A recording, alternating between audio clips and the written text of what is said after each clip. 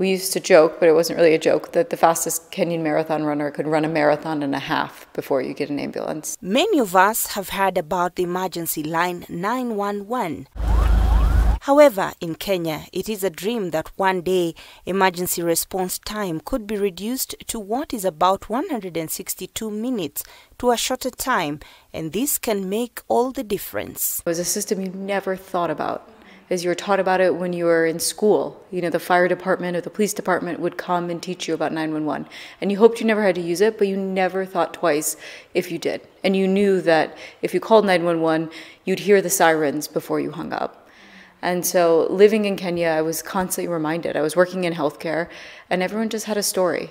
What if my grandfather got to the hospital faster? Or you would witness a road accident and realize that it was just completely chaotic. Everyone was surrounding, a victim on the side of the road. Or you'd hear about a mother losing her life because she couldn't be moved from one facility to the next because she needed an emergency C-section. Kathleen Dolkat is the managing director here at Rescue CO that is trying to solve the golden hour problem through technology by providing medical response using both ground ambulances and air evacuation, as well as roadside assistance, including towing, recovery, and security. On average, we are 15 minutes in cities like Nairobi, Mombasa, even Nakuru, Nyeri, and 25 minutes in remote and rural areas. Whereas fast, though, is sometimes 2 minutes.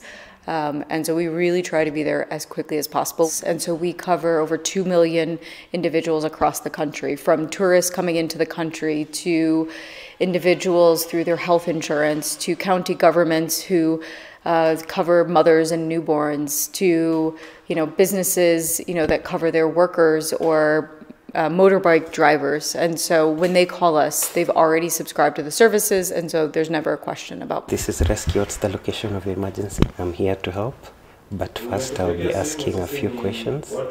Kindly answer all of them as best as you can. Here, we also meet Lawrence Peter, who is a shift lead here at the Rescue Response Center.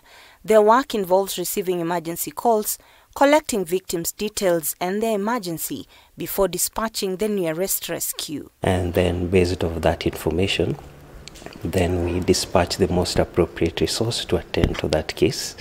And as the ambulance is en route, we also go a step further and provide medical instructions so that whoever has called, if they are able to, or even the patient themselves, can start doing some things to alleviate the situation even as they wait for the ambulance. And even though rescue seems far when the need arises, availability of ambulances and shift response could make it easier to save lives. We have over 200 ambulances in Nairobi alone. Across the country, over 1,000 ambulances. It's just that every ambulance is coordinated independently.